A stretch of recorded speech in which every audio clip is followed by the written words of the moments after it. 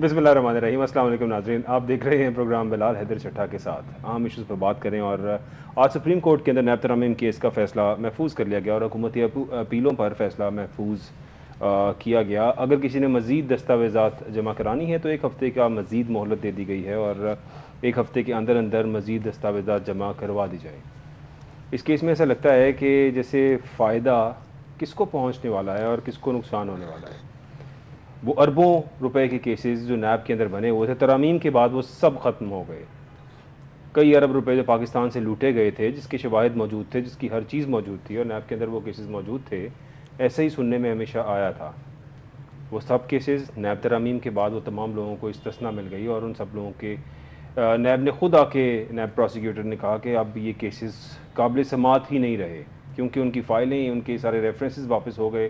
تو کس طرح سے قابل سماعت رہتا وہ سارا معاملہ۔ لیکن بہرحال اس پہ کیا فیصلہ آئے گا، اور ایسے لگتا ہے کہ فیصلہ شاید حکومت کی فیور میں جائے گا، کیونکہ حکومت اس ٹائم پہ جو پی ڈی ایم اتحاد کی گورنمنٹ، اب پی ڈی ایم اتحاد ویسا تو نہیں رہا چونکہ مولانا فضل الرحمان صاحب is not a part of it, لیکن بہت سے وہ تمام سیاستدان جو کہ اس میں موجود تھے ان سب کو فائدہ پہنچے گا ان نیب ترامیم سے، اور ایسا لگتا ہے کہ وہ فائدہ حاصل کر لیں گے۔ آج عمران خان صاحب کا جو جیل کے اندر قید تنہائی، وکلا تک رسائی نہ دینے اور قید تنہائی کا بیان یہ بھی تھا، اور حکومت نے عمران خان کے سیل کی جو تصویر تھی وہ شیئر کر دی، اور وہ تصویر سب نے دیکھی۔ یہ سیل میں ایک کولر پڑا ہوا تھا، روم کولر، اور باقی تمام چیزیں بھی موجود تھیں۔ کہنے میں ایسے آ رہا ہے کہ جیسے چند روز قبل ہی وہاں پہ روم کولر دیا گیا، لیکن شاید اس سے پہلے موسم بھی اتنا گرم نہیں تھا کہ روم کولر کی ضرورت ہوتی۔ بہرحال جو فیسلٹیز ایک قیدی کو ہونی چاہیے ویسی فیسلٹیز تو ہمیں نظر آ رہی ہیں وہاں پہ جو مل رہی ہیں۔ اور انصار بڑنی صاحب کا معاملہ ہے، اور جس طرح سے کل بھی میں نے ایلیبریٹ کیا تھا کہ امریکہ سے ان کو فلائی کروایا گیا، وہ امریکہ میں مقیم تھے، وہاں پہ کافی عرصہ رہے، اور اس عرصے کے دوران امریکہ کے اندر انہیں اریسٹ نہیں کیا گیا، چونکہ شاید وہاں کا قانون مضبوط ہے، وہاں کی ہیومن رائٹس کی ایجنسیز بڑی ایکٹیو ہیں، اور یہ سوچتے ہوئے انصار بڑنی صاحب کو وہاں پہ اریسٹ نہیں کیا گیا، لیکن وہاں سے انفارم کیا گیا اور حکم دیا گیا پاکستان کے اندر ایف آئی اے کو کہ آپ اس بندے کو اریسٹ کریں جیسے یہ پاکستان لینڈ کرے گا، اور پھر حکم کی تعمیل ہوئی، اور اسی طرح سے ایف آئی اے نے سارم برنی صاحب کو اریسٹ کیا، اور بچوں کی اسمگلنگ کے الزام کے اندر انہیں گرفتار کیا گیا ہے، اور کہا جا رہا ہے کہ سارم برنی صاحب اب فی الحال جسمانی ریمانڈ پر ایف آئی اے کے حوالے کر دیے گئے ہیں۔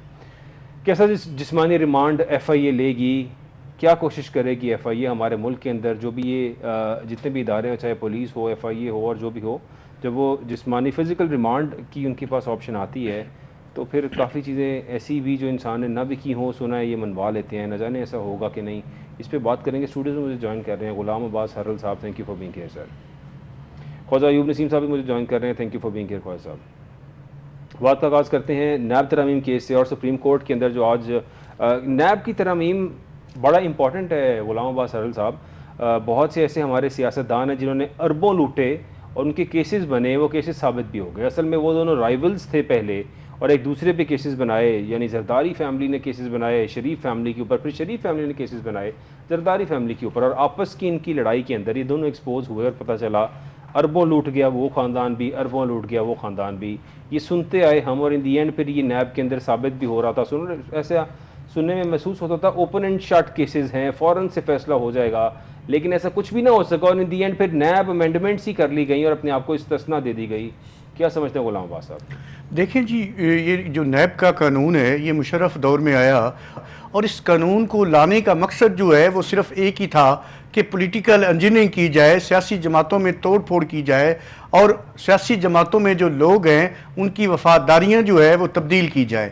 اس کے علاوہ آج تک تو اس نیب قانون کا کوئی مقصد اور کوئی پرپس جو ہے وہ سرو ہوتا نظر نہیں آیا نہ، اور اس میں بہت ساری سپریم کورٹ کی ججمنٹس ہیں۔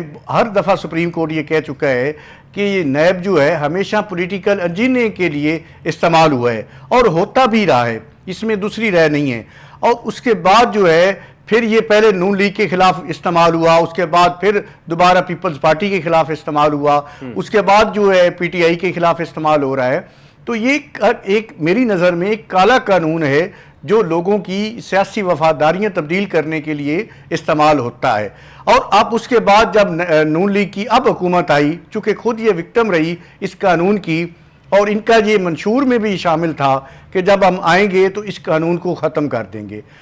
پھر اس سے پہلے انہوں نے ایک ترمیم کی، چونکہ اس سے پہلے جو نیب کا جو دائرہ اختیار تھا وہ بڑا وسیع تھا، اس کو کم کیا گیا اور اس میں ریمانڈ جو ہے وہ 80 دن کا ریمانڈ جو ہے وہ دیا جاتا تھا کہ کوئی بھی ملزم جو ہے اس کو 80 دن کے لیے ریمانڈ پہ بھیج دیتے تھے اور ان کو مجبور کرتے تھے کہ وہ پلی بارگیننگ کی کرے، اور تاکہ اس سے جو ہے اپنی مرضی سے جو بھی ہے اس سے وفاداری تبدیل کرائی جا سکے، اس سے سٹیٹمنٹ لی جا سکے یا اس سے اقبال جرم کروایا جا سکے۔ تو اس کے بعد جو ہے وہ 14 دن کا کر دیا گیا۔ اس کے بعد یہ پی ٹی آئی جو ہے اس امینڈمنٹ کے خلاف جو ہے وہ سپریم کورٹ میں گئی، اس میں چیئرمین پی ٹی آئی جو ہے وہ خود پٹیشنر تھے۔ تو وہ جو معاملہ اب زیر سماعت تھا سپریم کورٹ کے سامنے، اس میں کل جو سماعت تھی اس میں 4-1 کا فیصلہ آیا، جس میں جسٹس عطر معین اللہ صاحب نے ایک اختلافی نوٹ دیا۔ انہوں نے کہا کہ چونکہ اس کی پہلی جو جتنی بھی ہیئرنگ تھی وہ لائیو نشر ہوتی رہی ہیں، تو اب جو اس کی آخری سماعت ہے جس میں عمران خان صاحب نے ایک درخواست گزاری تھی کہ میرا موقف جو ہے وہ لیا جائے، اور وہ درخواست منظور ہوگی، لیکن ان کا موقف جو ہے وہ عوام کو نہ سنانے کے لیے، ان کی آواز نہ دکھانے کے لیے وہ جو ہے وہ 4-1 سے فیصلہ آیا کہ وہ درخواست جو ہے خارج ہوگی، اور آج فیصلہ جو ہے وہ محفوظ ہوا ہے۔ اور میں سمجھتا ہوں کہ یہ کیس جو ہے بڑا واضح کیس ہے، چونکہ پارلیمنٹ نے امینڈمنٹ کی تھی اور یہ پارلیمنٹ کا دائرہ اختیار ہے کہ وہ کر سکتی ہے۔ کوئی بھی قانون جو ہے وہ پارلیمنٹ کے دائرے اختیار میں آتا ہے کہ وہ بنائے، اور عدالتوں کا، سپریم کورٹ کا صرف یہ کام ہے کہ وہ آئین جو پارلیمنٹ بناتی ہے، جو قانون بناتی ہے، اس کی صرف تشریح جو ہے وہ کر سکتی ہے، اس کو ری رائٹ نہیں کر سکتی یا کوئی نیا قانون جو ہے وہ نہیں بنا سکتی۔ تو اس حوالے سے میں سمجھتا ہوں کہ جو بھی پارلیمنٹ نے آئینی ترمیم کی تھی نیب قانون کے حوالے سے، وہ جو ہے وہ اس کے خلاف جو پٹیشن آئی تھی، درخواست آئی تھی پی ٹی آئی کی طرف سے، وہ خارج ہو جائے گی۔ مجھے یہی ہوتا نظر آ رہا ہے کیونکہ یہ پارلیمنٹ کا دائرہ اختیار ہے۔ آلدو کہ اب جو ہے اس ترمیم کا جو فائدہ ہے وہ براہ راست جو ہے جو اس وقت پٹیشنر تھے عمران خان صاحب ان کو ہوگا، کیونکہ ان کے خلاف جو توشہ خانہ کیس ہے اور بہت سارے کیس جو ہے نیا ایک توشہ خانہ کیس بننے جا رہا ہے، اور بہت سارے مقدمات جو ہیں نیب کے قانون میں بنائے جا رہے ہیں، تو وہ جو ہے پھر اس دائرہ اختیار میں جو ہے وہ نہیں آتے۔ اگر یہ جو درخواست ہے آئینی ترمیم کے خلاف جو وہ خارج ہو جاتی ہے، تو آئینی ترمیم جو ہے وہ پھر اس جیسے انہوں نے کی تھی اس حکومت نے، وہ اسی طرح ویسے رہیں گی، اسی طرح ایز اٹ از رہے گی جس طرح سے پہلے ترامیم جو کی جا رہی ہیں۔ نہیں، ترامیم کے بعد تو کافی چینجنگ آئے گی اس میں سر۔ جو ترامیم ہے بیسیکلی وہ اس کے بعد تو ریلیف مل رہا ہے، اور نیب قانون کے جو سیکشن 2، 4، 5، 6، 25 اور 26 میں ترامیم منظور کی گئی تھیں، اس سب کے بعد آپ کو کیا لگتا ہے کوئی خاص فرق نہیں آنے والا؟ نہیں، دیکھیں فرق آنے والا ہے بالکل۔ بہت سارے کیسز جو ہیں، اربوں کے کیسز جو ہیں، جن کے ڈائریکٹ بینیفیشری جو ہے ساری جماعتیں ہیں، یہ صرف اس کے عمران خان تو اس وقت موجودہ گھڑی میں اس میں بینیفیشری ہے نا، اس کا بینیفٹ جو ہے وہ نون لیگ بھی لے چکی ہے، نواز شریف بھی لے چکا ہے، اور اس کے بعد جو ہے زرداری صاحب جو ہیں وہ بھی اسی ترمیم کے نتیجے میں جو ہے وہ بری ہوئے۔ یوسف رضا گیلانی صاحب ہیں، اس کے بعد جو ہے راجہ پرویز اشرف صاحب ہیں، بہت سارے ایسے سیاستدان اور بیوروکریٹ ہیں جو اس ترمیم کا فائدہ لے چکے ہیں۔ ہار تک چوری کرنے کا الزام اور نہ جانے کیا کیا الزامات جو ہے وہ لگتے رہتے پچھلے دور کے اندر۔ مسلم لیگ نون کے منہ سے ہم نے سنا جو یہ ساری باتیں تھی، اور پھر خیر ہار ریکور بھی ہو گیا جو کچھ بھی ہوا تھا۔ خواجہ ایوب نسیم صاحب، نیب ترامیم اگر کالعدم ہوئی تو نقصان آپ کے موکل کو ہوگا، یہ کہا جسٹس عطر معین اللہ نے خواجہ حارث صاحب کو، چونکہ خواجہ حارث صاحب کو ایز اے وکیل وہاں پہ انوائٹ کیا گیا تھا اس کیس کے اندر۔ کیا سمجھتے ہیں آپ سر، یہ کیا پروسیڈنگ ہو رہی ہے اور what's your take on that? گزارش یہ ہے 74 سال سے پاکستان میں جو کرپشن اور لوٹ مار مچی ہوئی ہے، دیکھیے میں اسپوکس پرسن نہیں ہوں پی ٹی آئی کا، اور میں عمران خان کا بڑا کلیئرلی کہتا ہوں، میں کوئی ایز سچ حمایتی نہیں ہوں، میں بات میرٹ پہ کرتا ہوں۔ عمران خان کو جب جسٹس مدوخیل صاحب نے یہ کہا کہ آپ کو پتہ ہے اس کو آپ کو نقصان ہے یا فائدہ ہے، اس نے کہا جی مجھے پتہ ہے کہ مجھے اس کا وقتی طور پہ ریلیف ملے گا، مجھے یہ نہیں چاہیے جو آبزرویشن آج آن ایئر آتی رہی ہیں سپریم کورٹ سے۔ انہوں نے کہا جی بات یہ ہے کہ اگر میں ریلیف لے لوں، جو اربوں ڈالر یہاں سے کرپشن کی مد میں پاکستان سے جا چکے ہوئے ہیں وہ تو مٹی ہو جائیں گے سارے، تو میں اس کی مخالفت کرتا ہوں۔ وہ انہوں نے جب پوچھا تھا کہ آپ اس کی فیور میں ہیں، آپ بینیفیشری اگر آتے ہیں تو آپ اس کی فیور میں ڈیفینیٹلی ہوں گے. انہوں نے کہا جی میں اس کی فیور میں نہیں, اس کی مخالفت میں ہوں. مراد یہ ہے کہ عمران خان نے اس کی مخالفت کی. اس نے کہا جی مجھے یہ بینیفٹ نہیں چاہیے, مجھے پاکستان کے عوام کی لوٹی ہوئی دولت جو پاکستان سے باہر لے کے جا چکے ہیں پاکستان سے سیاستدان, مجھے وہ واپس چاہیے. اور اب جو چیز آن ایئر ہو گئی ہے اس سے بات کرنے سے میں نہیں گھبراتا. جب انہوں نے اپوائنٹمنٹ کا کہا چیئرمین نیب کی, تو انہوں نے کہا جی تھرڈ امپائر اس کو اپوائنٹ کرتا ہے. تو میری ایڈوائس, میری ریکویسٹ سپریم کورٹ سے یہ ہے کہ چیئرمین نیب کی اپوائنٹمنٹ بھی سپریم کورٹ کرے. اچھا, اب غلام عباس صاحب نے کہا ہے کہ جی پارلیمنٹ کر سکتی ہے. میں اسے اختلاف بھی کرتا ہوں اور اس کو کچھ حد تک مانتا ہوں, زیادہ اختلاف کرتا ہوں. دیکھیے سپریم کا لفظ آئین میں اگر آیا ہے تو وہ صرف سپریم کورٹ کے لیے ہے, اور انٹرپریٹیشن اس کی کرنی ہوتی ہے سپریم کورٹ نے. تبھی یہ سپریم کورٹ میں کیس آتا ہے نا کہ جی بتائیے یہ جائز ہے کہ ناجائز ہے.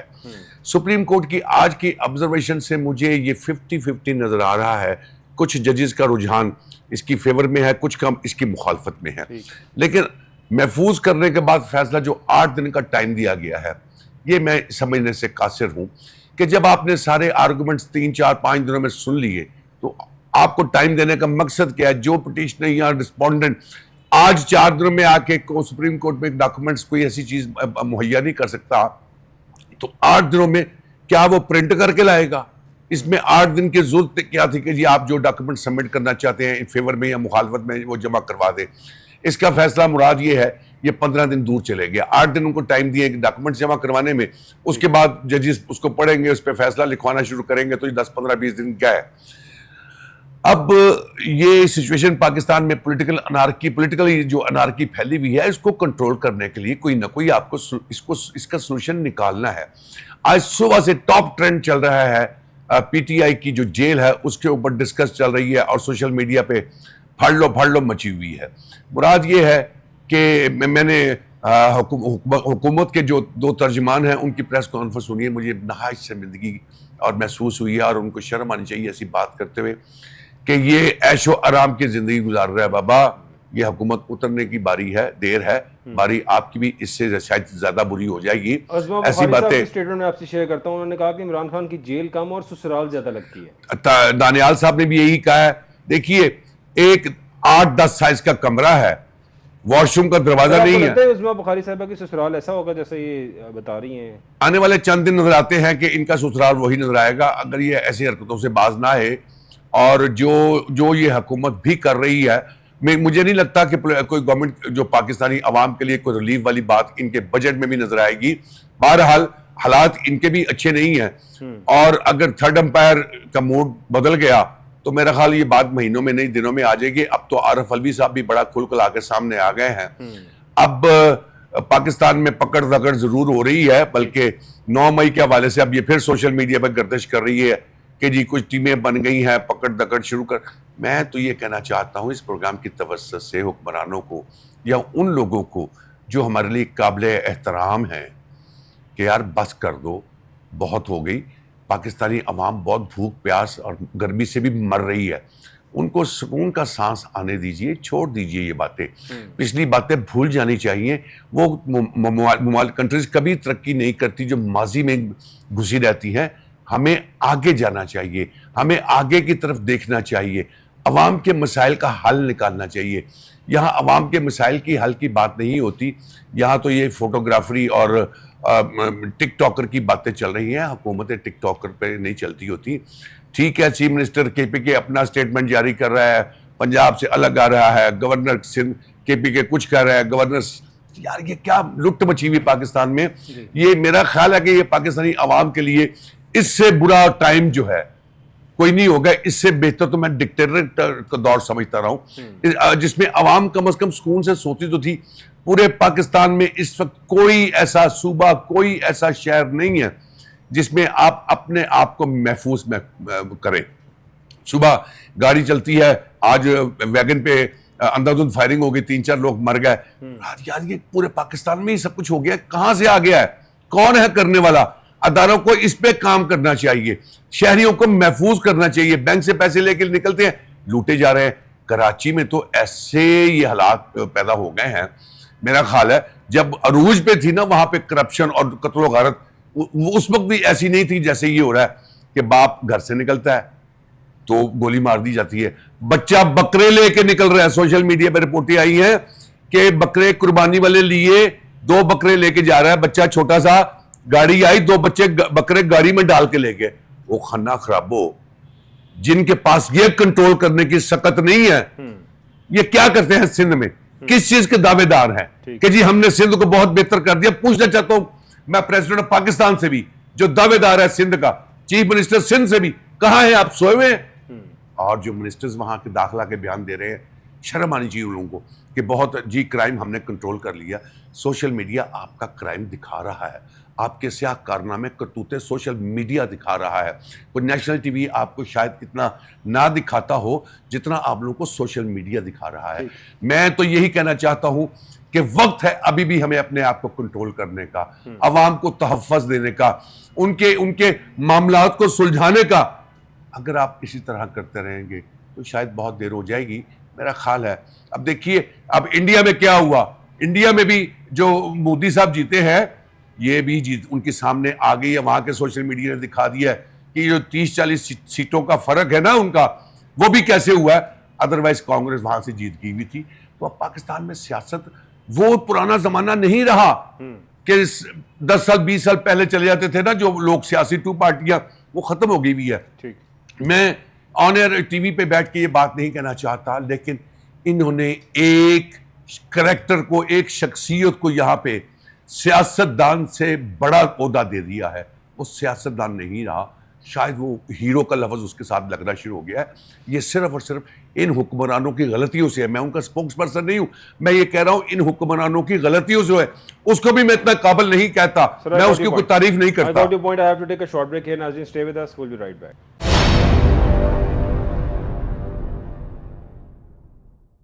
ویلکم بیک ناظرین. اور بات کر رہے تھے ہم اس ملک کے اندر, ظاہر ہے جو بھی سچویشن ہے اس ٹائم پہ, اور حالات بڑے خراب ہوتے جا رہے ہیں. اگر ہم اسپیشلی بات کریں سندھ کی, تو سندھ کے اندر حالات تو گزشتہ 16-17 سال سے ایک ہی پارٹی کی حکومت ہے اور تمام تر حالات کی ذمہ دار ایک ہی جماعت ہے وہاں پہ.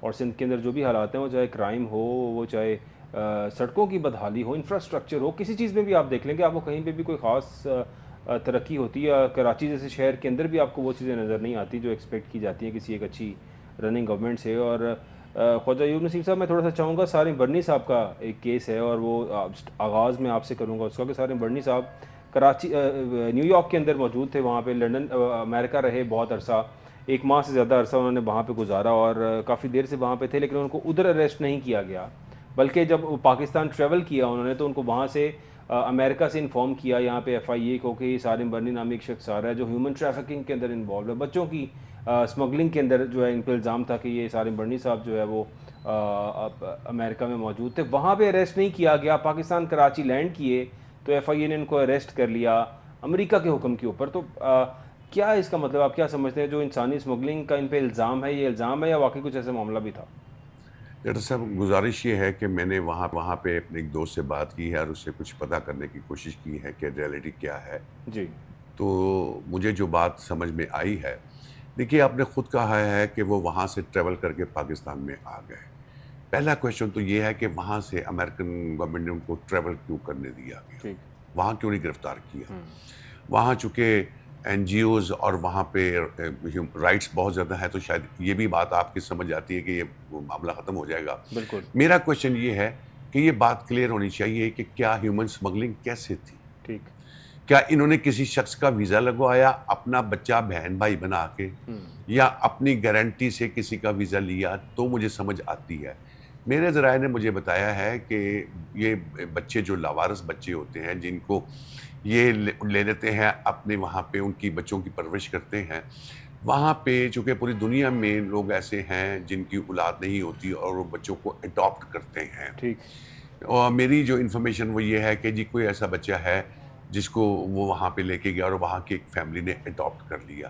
دیکھیے اگر اس نے اڈاپٹ کر لیا تو اس میں وائلیشن تو اگر ہوگی تو وہاں کے قانون کے مطابق وہاں کی ہوگی نا, وہ فیملی جواب دہ ہے. ایک. دوسرا, اگر اس کا ویزا نہیں تھا یا فورج ڈاکومنٹ پہ وہ ٹریول کیا ہے تو مجھے تو اسمگلنگ یا ہیومن رائٹ سمجھ آتی ہے. کہ انہوں نے فورجری کی ہے. اگر اس کا اوریجنل پاسپورٹ اور اس کو original visa high commission embassy نے ایشو کیا اور کس بیس پہ کیا, کویشچن طلب جو ہے نا وہ یہ ہے کہ وہ ویزا کس طرح اور کس بیس پہ ایشو کیا گیا, کہ انہوں نے وہاں پہ یہ ساری باتیں بتائیں کہ یہ ویزا کس پرپز کے لیے لیا گیا ہے. کوئی بچہ وہاں ایگزیبیشن یا کوئی فنڈ ریزنگ کے لیے تو گیا نہیں ہوگا, ڈیفینیٹلی کوئی نہ کوئی ایسا اس میں پرپز ہوگا ڈکلیئر کیا ہوا امبیسی میں, تو اس نے ویزا اس کو امبیسی نے دیا. تو یہ باتیں بہت ساری ابھی انویسٹیگیشن میں سمجھ آئیں گی کہ ان کے اوپر یہ چارج کیسے کس گراؤنڈ پہ فریم کیا گیا ہے. اور میں یہ سمجھتا ہوں کہ میرا اپنی ذاتی آبزرویشن یہ ہے کہ وہ اس کیس سے نکل جائیں گے, چونکہ ہائی کمیشن نے جینوئن ڈاکومنٹس پہ اگر کوئی شخص کرے ٹریول کرے تو میرا نہیں خیال کہ اس کے ساتھ کو اگر ٹریول کرنے والا ہے تو وہ گرفتار ہو جائے. ہاں اگر اس میں نام کی چینجنگ ہے, کوئی فوج ڈاکومنٹ استعمال ہوا ہے, تو پھر تو میں سمجھتا ہوں کہ ان کی گرفتاری جائز ہوگی. ادروائز اگر اس کے ہر چیز جینوئن ہے تو میرا خیال ہے 2-3-4 دنوں میں وہ بات ساری سامنے کھل کے آ جائے گی, ان کی بیل ہو جائے گی. لیکن جو سب سے بڑی امپورٹنٹ چیز ہے کہ پاکستان میں کیوں, why in Pakistan in Karachi, why not in U S A, this is a main question. بچے وہاں گئے تھے, وہ کہتے تھے 25 سے 26 بچوں کی انہوں نے ہیومن ٹریفکنگ کی ہے, ان کو امریکہ کے اندر اریسٹ کیوں نہیں کیا گیا, وہاں پہ آرام سے بیٹھے رہیے. تو 25 سے 26 ویزے کیسے دیے؟ کیا وہ فوج تک, ہاں فوج ڈاکومنٹ میں ٹریول کیے ہیں تو ہی از گلٹی, رائٹ, بس اتنی سی بات ہے. اور اگر امبیسی نے ویزے ایشو کیے ہیں اور وہاں جانے کے لیے انہوں نے کوئی پرپز یا ریزن کو ڈکلیئر کی ہے اور بچے وہاں پہ لیگل ہیں, تو میرا نہیں خیال اس میں کوئی وائلیشن ہے.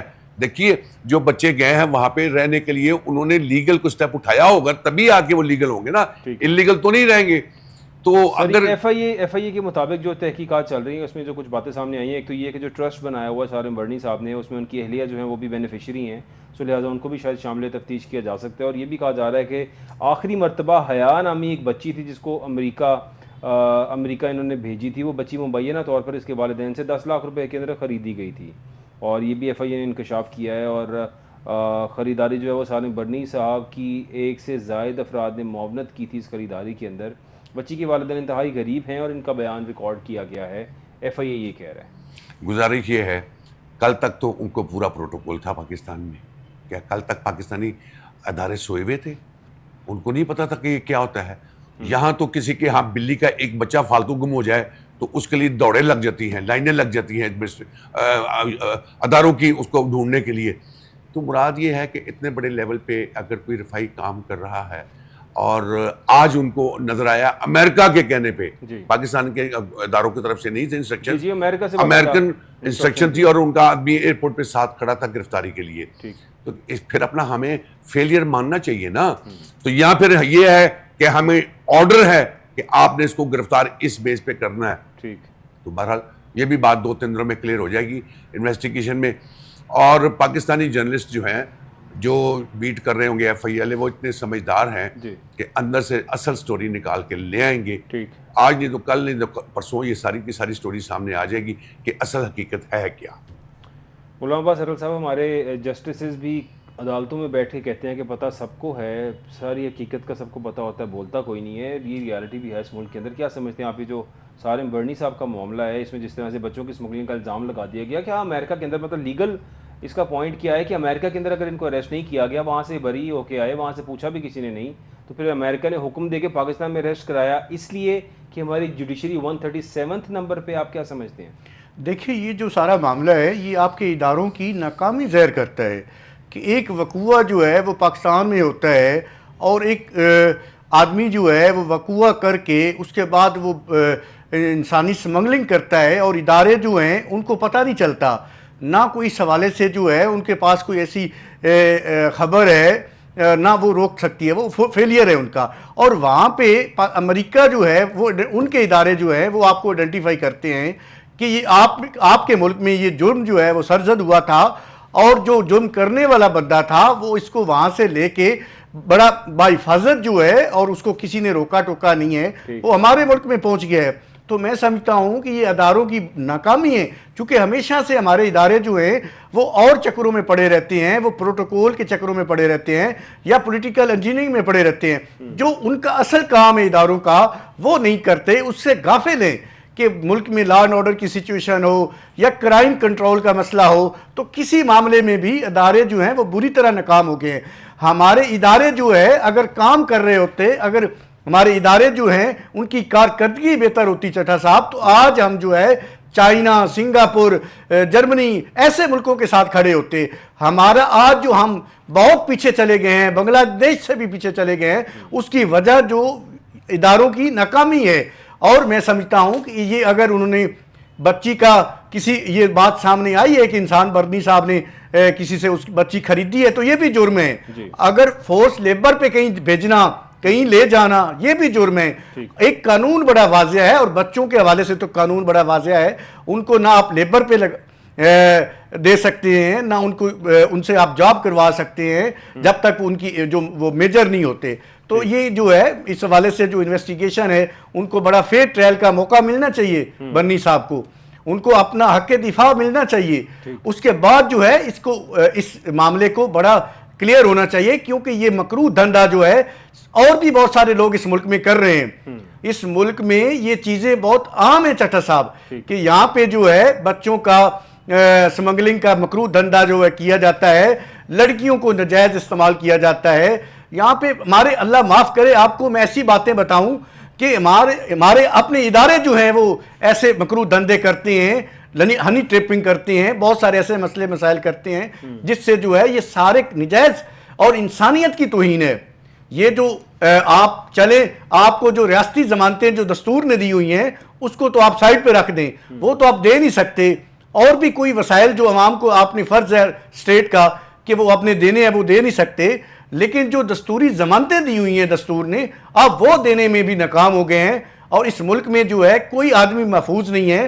آپ نے بات کی سندھ کے حالات کی, دیکھیں سندھ میں جو ہے یہ یرغمال بنا ہوا ہے. سندھ جو ہے اس میں کچے کے ڈاکو اور پکے کے ڈاکوؤں کے ہاتھوں جو ہے سندھ یرغمال بنا ہوا ہے. وہاں کی عوام کا کوئی پرسان حال نہیں ہے, سہولت کوئی نہیں ہے وہاں پہ. لوگ بیچارے جو ہیں روزگار کو ترس رہے ہیں, نہ کوئی ایجوکیشن کا نظام ہے, نہ ہیلتھ کا نظام ہے. لوگ بیچارے جو ہے بھوکے مر رہے ہیں, بھوک کی وجہ سے وہاں پہ جو ہے لوگ مر رہے ہیں. تو یہ سندھ کی صورتحال ہے. 16 سال سے 17 سال تقریباً ہو گئے, ایک ہی جماعت برسر اقتدار ہے. آپ کیا سمجھتے ہیں کہ کیا ان کو کیوں ووٹ ڈال رہے ہیں پھر لوگ؟ دیکھیں وہاں پہ جو ہے بالکل اس اویئرنیس کی تھوڑی سی کمی ہے. وہاں پہ وڈیرا سسٹم ہے, اور وڈیرے جو ہیں وہاں پہ اس ملک کو چلا رہے ہیں, اور اس سندھ میں اسپیشلی جو ہے, اور وہاں پہ جو ہے شخصیات پرستی بہت زیادہ ہے. جب تک لوگ جو ہیں شخصیات کو نہیں چھوڑیں گے, اصول کو نہیں اپنائیں گے, اس ملک میں یہی صورتحال رہے گی. آپ کو جو ہے ہمیشہ اصول کے ساتھ آپ کھڑے ہوں گے, تب اس ہمارے ملک میں صورتحال بہتر ہو سکتی ہے. اور وہاں پہ جو ہے آپ دیکھ لیں کہ پچھلا الیکشن جو ہے, اور الیکشن بھی ریگڈ ہوتے ہیں, کون سا شفاف الیکشن ہوتا ہے. ہم کیا یہ نہیں مان سکتے کہ یہ جو جیت کے لوگ سارے آئے ہیں کیا وہ دھاندلی کر کے نہیں آئے, کیا فارم 45 کی پیداوار نہیں ہے. تو الیکشن ہی جب ٹھیک نہیں ہوگے تو لوگوں کو جو ان کا حق ہے ووٹ کا, تو وہ کیسے وہ اس کے نتیجے میں جو جن کو وہ ووٹ ڈالیں گے وہی منتخب ہو کے آئیں گے.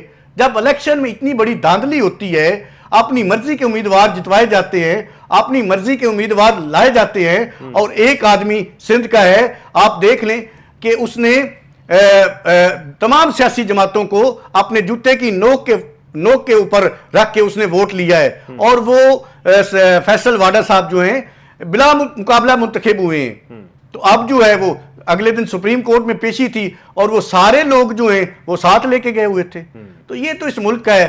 کاکڑ صاحب ہیں, ان کی کیا ہے, وہ کس جماعت سے ان کا تعلق ہے, کسی جماعت سے نہیں تعلق. یعنی کنٹیمپٹ آف کورٹ کا بھی ان پہ کیس چل رہا ہے, اور توہین عدالت کا کیس چل رہا ہے, لیکن اس میں وہ بڑے کانفیڈنٹ نظر آ رہے ہیں. غیر مشروط معافی مانگنے سے انکار بھی کر دیا تھا انہوں نے, اور ابھی تک ڈٹے ہوئے ہیں اور کہہ رہے ہیں کہ معافی مانگنا کو بری بات نہیں ہے, لیکن مانگ لیں گے اگر دل کیا تو, ورنہ نہیں مانگیں گے. کچھ اس قسم کے ریمارکس فیصل واڈا صاحب کے آ رہے ہیں. اور دیکھیں پراکسی کے لفظ پہ بھی ایک بڑا تکلیف ہوئی تھی ان کو کہ مجھے پراکسی کیوں کہا گیا. دیکھیے ان کو جو انہوں نے اسٹیٹمنٹ دی, یہ اسٹیٹمنٹ ان کو جو دینی پڑی, یہ طاقتور حلقوں کی ایک ان کو اسیر بات حاصل تھی.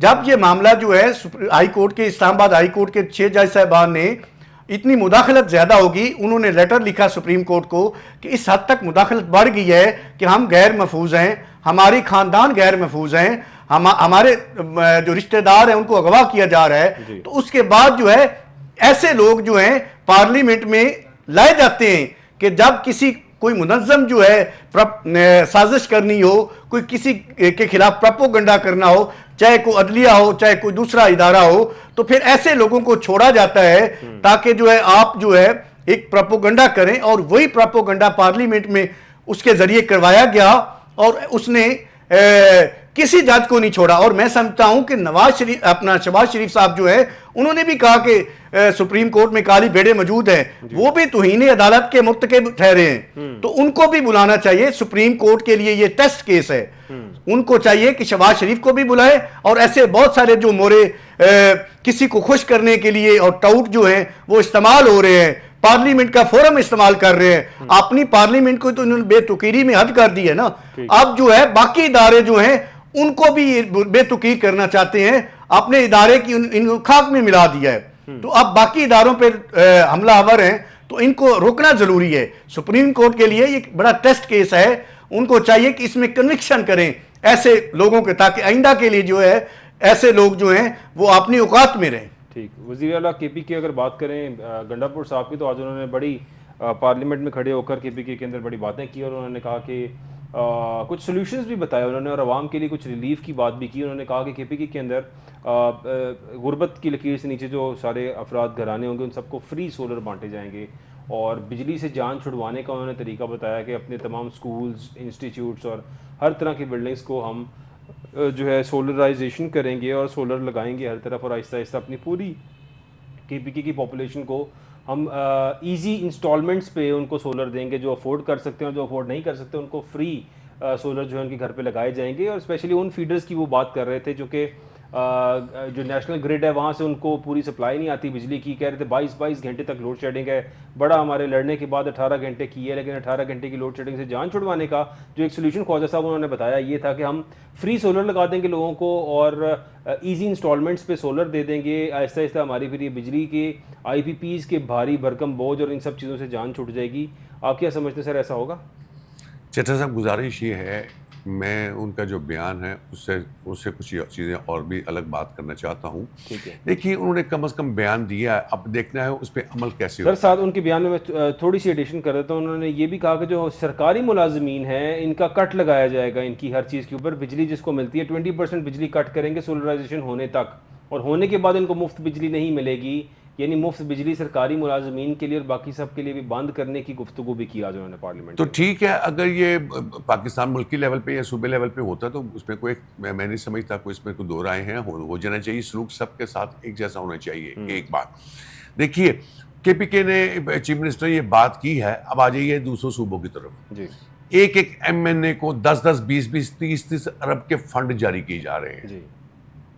اب آپ ایسٹیمیٹ نکال لیجئے, کے پی کے میں اگر انہوں نے 10,000 یا 20,000 یا 30,000 گھروں میں ایک سولر لگا کے دینا ہے, وہاں پہ تو چھوٹے لیول کو ہوگا نا, ایسے سسٹم تو ہوگا نہیں.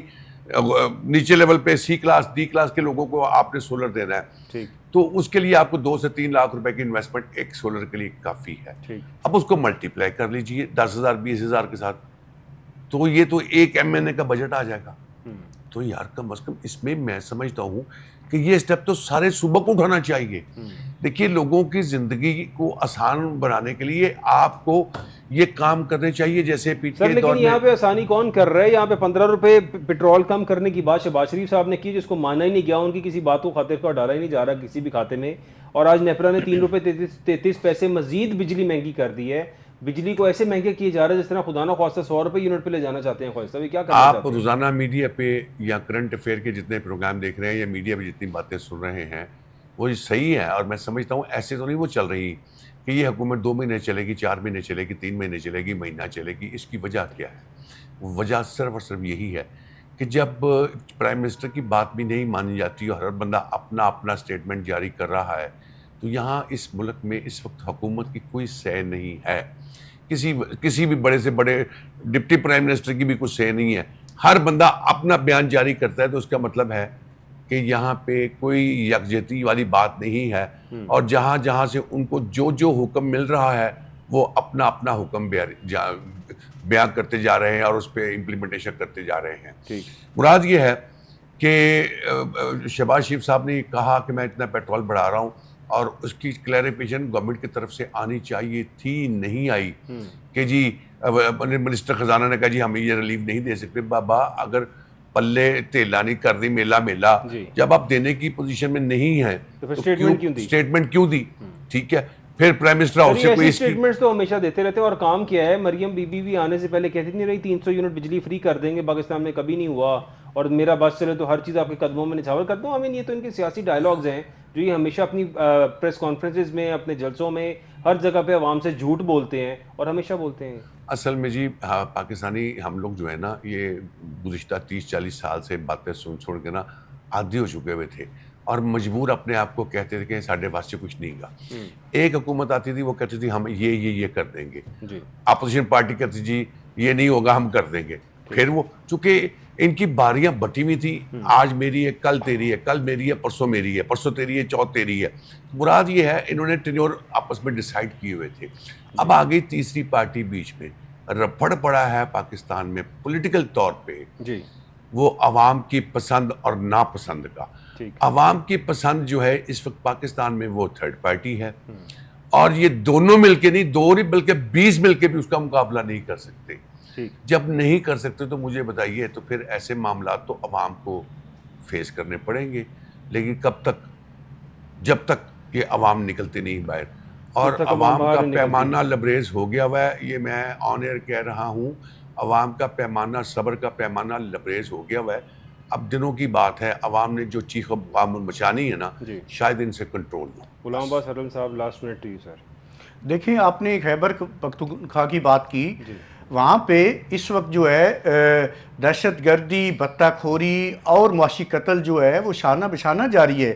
لیکن بدقسمتی یہ ہے کہ جو کے پی کے کی حکومت ہے اس نے ایک تخت لاہور کے خلاف جو ہے مورچہ بنایا ہوا ہے, اس حکومت کو بطور مورچہ استعمال کر رہی ہے اور وہاں کے لوگوں کے مسائل حل کرنے میں بری طرح ناکام ہے, اور جو لوگوں کی غربت اور مہنگائی اس کو ختم بھی کرنے کی کوشش نہیں کر رہی. اور بدقسمتی ہے کہ جو وفاقی حکومت ہے ان کے لیے کے پی کے یا بلوچستان یا کشمیر یا دوسرے جو بلوچستان وہ سوائے اس کے کہ وہ 9 آبادیات ہیں, اس کے علاوہ کچھ بھی نہیں ہے. اور پورے پاکستان کا مسئلہ یہ ہے. آپ نے بات کی شہباز شریف جو ہے اس وقت day to day protocol enjoy کر رہے ہیں. جیسے انٹرم گورنمنٹ میں صرف اس کا یہ کام ہوتا ہے کہ آپ نے ڈے ٹو ڈے افیئر چلانے ہوتے ہیں, کوئی پالیسی ڈیسیژن نہیں کر سکتے. لیکن یہاں پہ الٹی گنگا بہتی ہے. ایک منتخب حکومت جو ہے اس کو کہا جاتا ہے کہ آپ ڈے ٹو ڈے جو ہے پروٹوکول انجوائے کر سکتے ہیں, آپ پالیسی ڈیسیژن نہیں لے سکتے. ایون ٹرانسفر پوسٹنگ جو ہے وہ بھی یہ نہیں کر سکتے. تو باقی انہوں نے جو ہے پالیسی ڈیسیژن کیا لینے ہیں, یا پیٹرول کی پرائس انہوں نے کیا طے کرنی ہے. جو بھی آپ کے معاشی معاملات ہیں یا جو داخلی معاملات ہیں یا جو سفارتی معاملات ہیں, اب یہ منتخب حکومتوں کے پاس نہیں ہے. یہ خود جو ہے ہمارے سیاستدانوں نے یہ سپیس جو ہے دی ہے اسٹیبلشمنٹ کو, آپس میں ان کی لڑائیاں نہیں ختم ہوتی. ایک فریق اقتدار میں آتا ہے تو وہ دوسرے فریق کے اوپر چڑھائی کر دیتا ہے, اس کے خلاف سیاسی مقدمہ بازی کی جاتی ہے, سیاسی مقدمات بنائے جاتے ہیں, یا اپنی حکومت صرف بچانے میں لگے رہتے ہیں. اور جب تک یہ سیاستدان جو ہیں آپس میں مفاہمت نہیں کریں گے تب تک یہ اسٹیبلشمنٹ جو ہے وہ طاقتور ہوتی جائے گی, اس کو بیکس نہیں کر سکتے. یہ بہت شکریہ غلام عباس حرل صاحب آپ کا, خواجہ نسیم صاحب آپ کا. ناظرین آپ سب کا دیکھنے کا بہت شکریہ, اپنا خیال رکھیے گا. اللہ